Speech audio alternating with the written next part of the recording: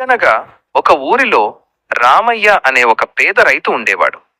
రామయ్య చాలా కష్టపడే మనస్తత్వం కలవాడు. కానీ అతనికి ఎప్పుడూ ఒకటే బాధ. నా దగ్గర ఎక్కువ డబ్బు లేదు. నేను అందరిలా ధనవంతుడిని కాలేకపోయాను అని. ఒకరోజు ఆ ఊరికి ఒక జ్ఞాని వచ్చాడు. రామయ్య ఆయన దగ్గరికి వెళ్ళి, స్వామి, నేను చాలా పేదవాడిని. నా జీవితం ఇలాగే గడిచిపోతుందా? నేను ధనవంతుడిని అయ్యే మార్గం ఏదైనా ఉందా అని అడిగాడు.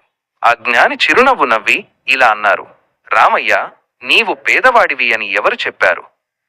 నీ దగ్గర అపారమైన సంపద ఉంది. కావాలంటే ఒకటి చేస్తాను. నీ 2 కళ్ళు నాకిచ్చేయి. నీకు 10 లక్షల రూపాయలు ఇస్తాను. రామయ్య షాక్ అయ్యి, కళ్ళు ఇచ్చేస్తే నేను లోకాన్ని ఎలా చూడగలను? నాకు వద్దు అన్నాడు. అప్పుడు జ్ఞాని, సరే, నీ 2 చేతులు ఇచ్చేయి, 25 లక్షలు ఇస్తాను అన్నారు. రామయ్య దానికి కూడా ఒప్పుకోలేదు. చేతులు లేకపోతే నేను పని ఎలా చేసుకోగలను? నా కుటుంబానికి ఏం పెట్టగలను? వద్దు స్వామి అన్నాడు.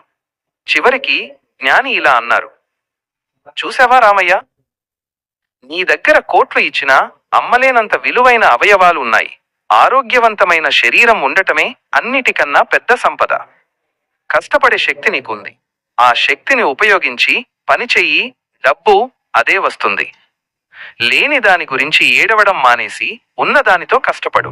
రామయ్యకు జ్ఞానోదయం అయింది. తన దగ్గర ఉన్న గొప్ప సంపదను, ఆరోగ్యం గుర్తించి రెట్టింపు ఉత్సాహంతో పనిచేయడం మొదలుపెట్టాడు. నీతి: ఆరోగ్యమే మహాభాగ్యం. మన దగ్గర